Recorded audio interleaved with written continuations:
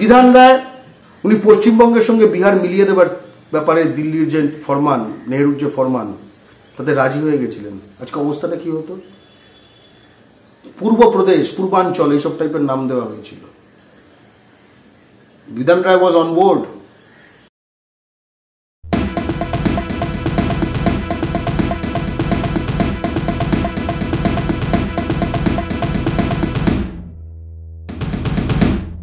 সামনেই যেহেতু ভোটের আসর, আর ভোট এলে এই প্রশ্নগুলো কোথাও কি এসেই যায়।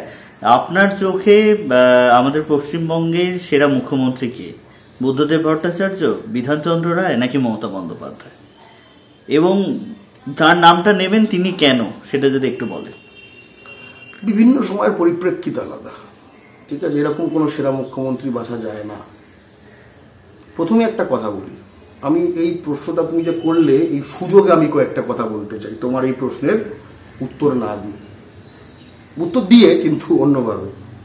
তুই বললে বিধানচন্দ্র রায়, বুদ্ধদেব ভট্টাচার্য বা মমতা বন্দ্যোপাধ্যায়। ধরো তুমি বুদ্ধদেব ভট্টাচার্য বলতে তুমি জ্যোতিবাবু, মানে বাম আমল, কংগ্রেস আমল, তৃণমূল আমল এরকম বোঝানোর চেষ্টা করেছি, আমি ধরে নিলাম, কারণ জ্যোতিবাবু অনেক সময় ধরে ছিলেন। দুটো ইম্পর্টেন্ট নাম বাদ পড়ে গেল, যাদের কাছে, বাংলা পক্ষের কাছে যারা খুব গুরুত্বপূর্ণ আমাদের আদর্শের জায়গা থেকে। প্রফুল্লচন্দ্র ঘোষ, যিনি বাংলার, পশ্চিমবঙ্গের প্রথম প্রধানমন্ত্রী ছিলেন। কথাটা শুনতে খুব লোকের অদ্ভুত লাগবে, প্রধানমন্ত্রী আবার কি। 1947 কিন্তু বাংলার যে রাজনৈতিক প্রধানকে প্রধানমন্ত্রী বলা হতো, তারপরে পশ্চিমবঙ্গেরও প্রধানমন্ত্রী। সেটা 26শে জানুয়ারি 1950 গিয়ে, সেটা যখন নতুন সংবিধান এলো, সেটা মুখ্যমন্ত্রী সেই পদটা হয়ে গেল। এই বিড়লা,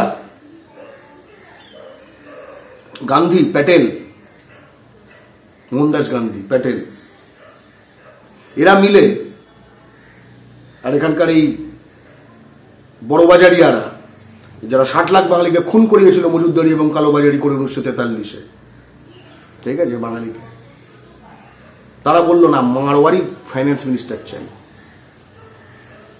প্রফুল্লচন্দ্র ঘোষ কিন্তু রাজি হয়নি, ফট, পশ্চিমবঙ্গ, ঠিক আছে, এটা তিনি রাজি হননি। তখন দিল্লি এইসব বড়বাজারিয়া, চোরারিয়া, গাঁটকাটিয়া, বাটপাড়িয়া, ঠিক আছে, কালোবাজারিয়া, এদের দিয়ে তার সরকার ফেলে দিল। এলো বিধান রায়। ওই একটা প্রথম যে লোক যার কথা বললাম, প্রফুল্লচন্দ্র, তার কথা মনে রাখা উচিত, যিনি প্রথম স্পাইন দেখিয়েছিলেন যে না ভাই, আমার মাটি আমার মা, রাজস্থান হবে না, আমার মাটি আমার মা, দিল্লি থেকে চলবে না। বিধান রায়, তার অতি নির্মাণ ঘটেছে, কথাটা উইথ সাম রিস্ক বলছি। উনি পশ্চিমবঙ্গের সঙ্গে বিহার মিলিয়ে দেবার ব্যাপারে দিল্লির যে ফরমান, নেহরুর যে ফরমান, তাতে রাজি হয়ে গেছিলেন। আজকে অবস্থাটা কি হতো? পূর্ব প্রদেশ, পূর্বাঞ্চল এইসব টাইপের নাম দেওয়া হয়েছিল। বিধান রায় ওয়াজ অন বোর্ড। কিন্তু বাংলায় সকলে তো আর দিল্লির দালাল নয়, যেরকম বাংলায় সকলে বিজেপি নয়। শুভেন্দু চাটতে পারে, দিলীপ ঘোষ চাটতে পারে, সুকান্ত চাটতে পারে, কিন্তু সকলে তো চাটবে না দিল্লির।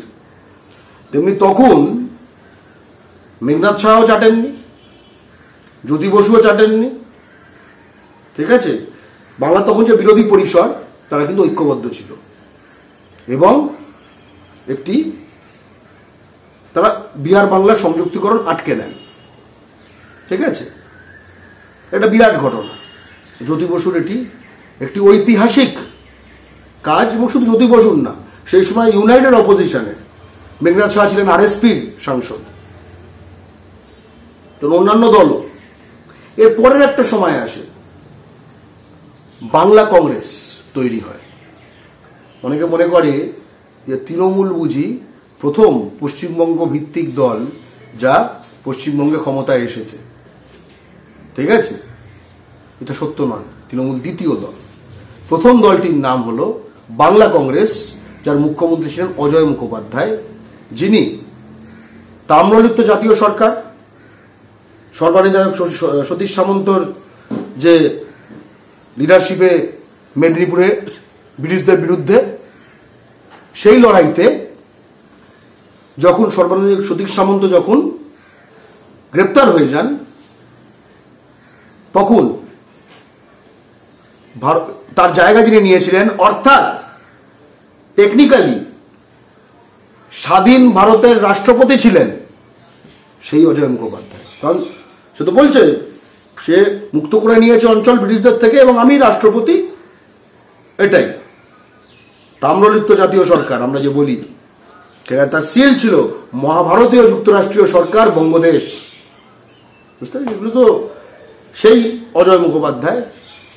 তিনি কিন্তু বলেছিলেন যে কলকাতা ভিত্তিক যে পুঁজি, অর্থাৎ মারওয়ারি পুঁজি, এটার এগেনস্টে তিনি আন্নাদুরাই, করুণানিধি এনাদের সঙ্গে মিলে, ঠিক আছে, কেন্দ্রীয় সরকার এবং মানে কেন্দ্র রাজ্য সম্পর্কে রাজ্যের যে আরো স্বাধিকার বাড়ানো, সেই লড়াইতে তিনি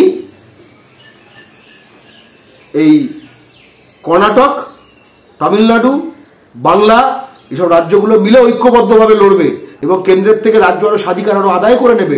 1967 সালের কথা বলছি। অজয় মুখোপাধ্যায় তার লিডারশিপ দিয়েছিলেন। এই সরকারও দিল্লি ফেলে দেয়। দিল্লি খুব বোঝে যে কোন মুখ্যমন্ত্রী রাখা যাবে না। মারওয়ারি ফাইন্যান্স মিনিস্টারকে যে নাকচ করে দেয় আইডিয়া, সেই মুখ্যমন্ত্রী দিল্লি বুঝে দেয় যে রাখা যাবে না। মারওয়ারি পুঁজিকে অ্যাটাক করতে চায় এবং রাজ্যের স্বাধিকার চায় অন্যান্য অহিন্দি জাতিগুলি মিলে, অজয় মুখোপাধ্যায় তাকেও রাখা যাবে না। দেখো এই মুখ্যমন্ত্রীদের ভুলিয়ে দেওয়া হয়েছে, এমনি এমনি নয়, এমনি এমনি নয়, কেউ আলোচনা করে না।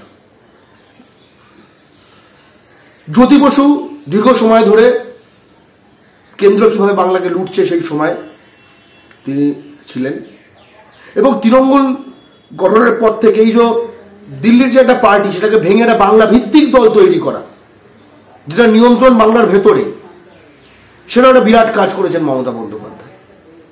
ফলে সকলের রোল রয়েছে, সকলের ভূমিকা রয়েছে, এটাই বলা। তাও কাকে একটু আগিয়ে রাখবে। দেখো তুমি যে সময়, আমি একটা কথা বলবো, দুটো কথা বলি। বিখ্যাত লোকেদের নামে রাস্তার নাম হয়, তাই তো? তুমি কলকাতায় বা শিলিগুড়িতে বা আসানসোলে তুমি রাস্তার নামগুলো দেখো, সব দেখবে গত 100-200 বছরের মধ্যে থাকা লোকের নামে। কেন? 90%।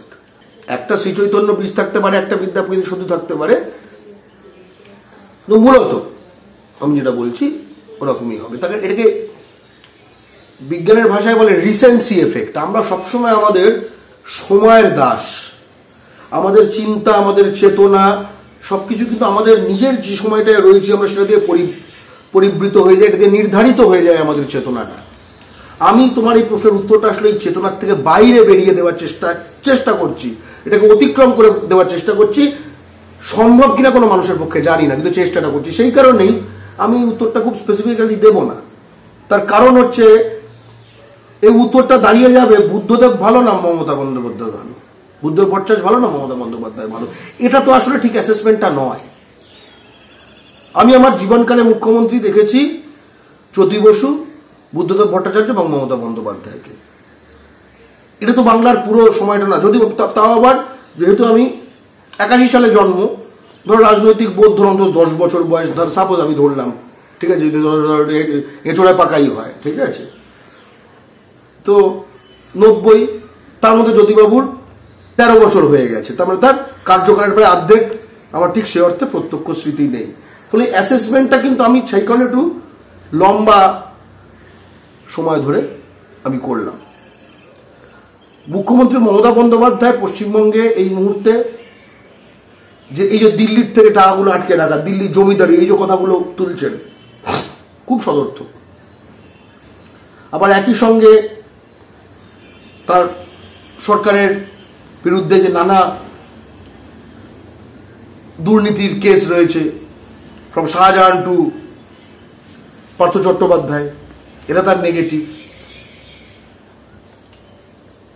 ধরুন একটা রাজনৈতিক দল সিপিএম এত বছর ক্ষমতায় থেকেছে, তৃণমূল 9 করে 2 টার্ম, এখন 3rd টার্ম চলছে, ঠিক আছে, তারা নিজস্ব মিডিয়া, নিজস্ব ইনস্টিটিউশন বানাতে পারেনি। বিজেপিটা লং টার্ম প্ল্যানিং করে মিডিয়া, ইনস্টিটিউশন সব জায়গায় নিজের লোক ঢুকিয়ে, ঠিক আছে, যে বিষয়টা করে দিয়েছে। এরা এই ব্যাপারে আরো সচেষ্ট হলে ভালো হতো, যে অন্তত একটা রাজনৈতিক ভারসাম্য থাকতো বিভিন্ন বিষয়ে। তবে বাংলা পক্ষ যেভাবে হচ্ছে, আমরা কিন্তু লোক ঢোকাচ্ছি। বাংলা পক্ষ যত বাড়বে, হঠাৎ করে বুঝতে পারবেন নানা জায়গায় বাংলা পক্ষ ঢুকে বসে আছে। আমি শুধু রাজনৈতিক দলগুলোর কথা বলছি না, বাংলার প্রতিটি সংস্থায়, বাংলার প্রতিটি ইনস্টিটিউশনে, বাংলার সরকারে, সরকার বিরোধীদের মধ্যে, সব জায়গায় আমরা কিন্তু বাংলার সিস্টেমকে সম্পূর্ণ বাঙালি দ্বারা যাতে গ্রাস হয়ে যায়, বাঙালি জাতীয়তাবাদ দ্বারা যাতে নির্ধারিত হয়, সেই ভবিষ্যৎ বানানোর দীর্ঘমেয়াদী প্রক্রিয়ায় আমরা নেমেছি। আমরা কিন্তু টেস্ট ম্যাচ খেলতে নেমেছি, আমরা T20 খেলতে নামিনি, এবং আমরা কিন্তু চ্যাম্পিয়ন্স ট্রফি জিততে এসেছি, আমরা ফেয়ার প্লে ট্রফি জিততে আসিনি। প্লিজ চুরি করবেন না। একজন কন্টেন্ট ক্রিয়েটার অত্যন্ত কষ্ট করে তার কাজকে এগিয়ে নিয়েছে, তাই তার কাজকে সাপোর্ট করুন, তার কাজকে ভালোবাসুন, কিন্তু তার কাজ নিজের চ্যানেলে তুলে দেবেন না, কারণ জানবেন পাইরেসি কিন্তু একটা অত্যন্ত দণ্ডনীয় অপরাধ। আপনারা দেখছেন আওয়াজ, রোজকারের হক কথা। For more updates about Awaaz, please subscribe our YouTube channel Rajshekhar thali.